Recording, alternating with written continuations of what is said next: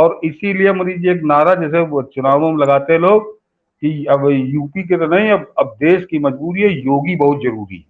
बिल्कुल सर, देश की बिल्कुल जरूरत। एकदम एकदम मनीष जी, योगी आदित्यनाथ पिछले 6 साल से दिखा रहे हैं इस देश को कि इस देश में अगर आपको शांति चाहिए कि कलकत्ते में भी ठीक से जुलूस निकले और तमिलनाडु में भी ठीक से जुलूस निकले, तो अब इस देश को योगी चाहिए। दूसरा कोई इसमें ढकोसला नहीं चलेगा, किसी प्रकार का कोई ढकोसला नहीं चलेगा। नरेंद्र मोदी के बाद दूसरा विकल्प केवल योगी, क्योंकि अमित शाह को भरपूर मौका मिल रहा है, वो गृह मंत्री है, और गृह मंत्री के बाद ये क्या तांडव हो रहा है ये हम लोग देख रहे हैं मनीष जी। कश्मीर में बड़ी बढ़िया वादियां बह रही हैं, और जो कश्मीर में हो रहा था वो कलकत्ते में होने लगा। तो ये नहीं सर, दोनों जो अमित शाह के दिल्ली में हो रहा है सर, दिल्ली जहांगीरपुरी में, में। कैसे, किसी कीमत ये पुलिस किस लिए है भाई? दिल्ली पुलिस तुम्हारी किस लिए है कि जो जहांगीरपुरी में कुछ ना कर सके? शाहीन साजिश आपके नाक के नीचे हो गया, आप कुछ नहीं कर पाए। दिल्ली में हिंदुओं की हत्या हो गई, अमित शाह कुछ नहीं कर पाए। तो निश्चित रूप से दिखाया जा रहा है कि सरपरस्ती तो ठीक है कि मोदी जी की आपके पास है, न लेकिन बीएसएफ इनके पास, सीआरपीएफ इनके पास, सीआईएसएफ इनके पास, आईटीबीपी इनके पास, सब कुछ तो है, खाली सेना छोड़ के। और बंगाल नहीं समझ रहा इनसे 6 साल से, अब 4 साल हो गए, बंगाल नहीं समझ रहा कि बिहार नहीं समझ रहा, मगर बंगाल तो सबसे बड़ा कलंक है। मतलब मनीष जी, चुनाव के बाद क्या हुआ वहां पे, किस तरह से सरेआम बलात्कार हुआ औरतों का। और मनीष जी एक बात और बता दूं कि ये है ना कि राज्य का मामला है, इन्हीं अमित शाह को, इन्हीं नरेंद्र मोदी को कांग्रेस ने दिखाया था कि एक गुजरात के चीफ मिनिस्टर थे और ये गुजरात के राज्य मंत्री थे, इनको तड़ी पार कराया था कांग्रेस ने।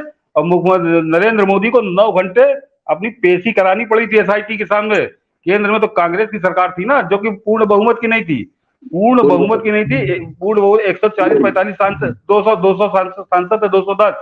उस 210 सांसद वाली कांग्रेस ने अमित शाह को तो गुजरात से खदेड़ दिया था कि भागो यहाँ से। तो ये कई महीने तक गुजरात छोड़कर बाहर घूमे थे। तो ये मत समझाओ कि केंद्र कुछ कर नहीं सकता, केंद्र करने पे आ जाए तो बहुत कुछ कर सकता है।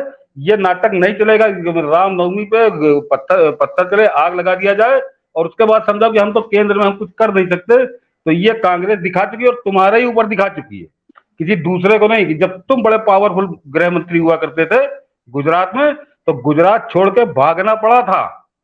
ये होती है केंद्र की ताकत, ये कांग्रेस दिखा चुकी है, याद दिलाना बहुत जरूरी था। तो ये नाटक नहीं चलेगा कि हम कुछ कर नहीं पा रहे हैं। बिल्कुल। और ये इसीलिए ये कहता है ना, जैसे पानी अपना बहाव तय कर लेता है, देश भी तय कर लेता है। ये देश को मोदी कोई थोपा नहीं गया, देश ने तय कर लिया कि गुजरात का मुख्यमंत्री हमारा प्रधानमंत्री होगा। तो किसी के थोपने से मोदी जी किसी को थोप भी नहीं पाएंगे, ये देश तय कर लेगा कि कौन उसका नेता होगा।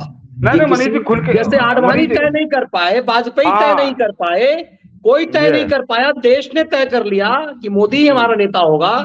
उसी ढंग से कितने पावरफुल थे आडवाणी जी। मुरली मनोहर जोशी ने मेरे सामने, हम लोग कई बार मैंने जिक्र किया हुआ है, मुरली मनोहर जोशी जो आज जो ये गत होती है इन लोगों की, इसी मुरली मनोहर जोशी ने कहा था कि मोदी कहां से चुनाव लड़ेगा, मतलब किस पार्टी से चुनाव लड़ेगा। जब पत्रकारों ने पूछा कि प्रोफेसर साहब सुना है कि मोदी जी बनारस से चुनाव लड़ रहे हैं, क्योंकि जोशी साहब बनारस से चुनाव लड़ते थे, का किस पार्टी से लड़ेगा। ये अहंकार मुरली मनोहर जोशी का था। आज उसी मुरली मनोहर जोशी को देखिए कि लगता है एहसान किया कि कल उन्हें पार्टी ऑफिस में बुला लिया। तो वक्त बहुत बड़ा होता है सर, और ये कोई मोदी तय नहीं करेगा कि अगला प्राइम मिनिस्टर कौन होगा, ये देश तय कर लेगा। और जिस दिशा में योगी अपनी तस्वीर खींच करके पूरे देश के सामने आ रहे कि हर राज्य को लग रहा है कि उसके पास योगी जैसा नेतृत्व होना चाहिए, तो वो देश खुद तय कर लेगा। लेकिन हम लोग हमेशा मानते हैं कि अभी योगी आदित्यनाथ की बहुत बहुत जरूरत उत्तर प्रदेश को है, क्योंकि उत्तर प्रदेश जैसे बिगड़ैल राज्य को जिस तरह से उन्होंने संभाला है वो अनोखा है। नहीं मनीष जी, लेकिन बंगाल के हालात बता रहे हैं कि अब योगी आदित्यनाथ को देश को भी जरूरत है। योगी आदित्यनाथ की जरूरत अब देश को भी है। और 25 करोड़ की जनसंख्या, और ये वो उत्तर प्रदेश है जहां पे अतीक के डर से 10 हाईकोर्ट के जज मुकदमा सुनने से मना कर देते थे, और समाजवादी पार्टी की सरकार फरमान जारी कर देती थी कि 11 बजे के बाद होली मत खेलना क्योंकि आज जुमा है। ये उस उत्तर प्रदेश में योगी आदित्यनाथ ये जादू करके दिखा रहे हैं, ये दर्शक अच्छे समझ लें। तो वो मनीष जी जो आपने कहा कि जनता तय कर देती है, अब और ये मूड कम से कम इस 25 करोड़ के जो आबादी है, ये तो मूड बना चुकी है कि मोदी के बाद कोई दूसरा स्वीकार नहीं है, क्योंकि योगी आदित्यनाथ ऐसा प्रदर्शन कोई दूसरा कर ही नहीं रहा।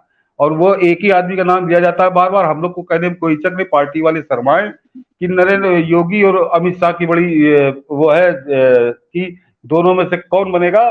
तो अमित शाह का नाम का अगर घोषणा हो गई तो उत्तर प्रदेश में एक सीट जीतना मुश्किल हो जाएगा, क्योंकि योगी आदित्यनाथ के वो प्रतिद्वंदी होंगे। और यूपी की जनता पूरी तरह से मन बना रही है, क्योंकि वो भोग रही है, वो देख रही है। और उसके सामने अब उदाहरण है कि बंगाल में क्या हो रहा, बिहार में क्या हो रहा और उत्तर प्रदेश में क्या हो रहा, ये सामने है उसके। और पिछले 6 साल से है। और वो महाशय जो 4 साल से गृह मंत्री और पटेल का उत्तराधिकारी होने का सपना पाले हैं, वो क्या कर रहे हैं, ये हम वो भी जनता देख रही है इस देश की, और खासकर हिंदू देख रहा है।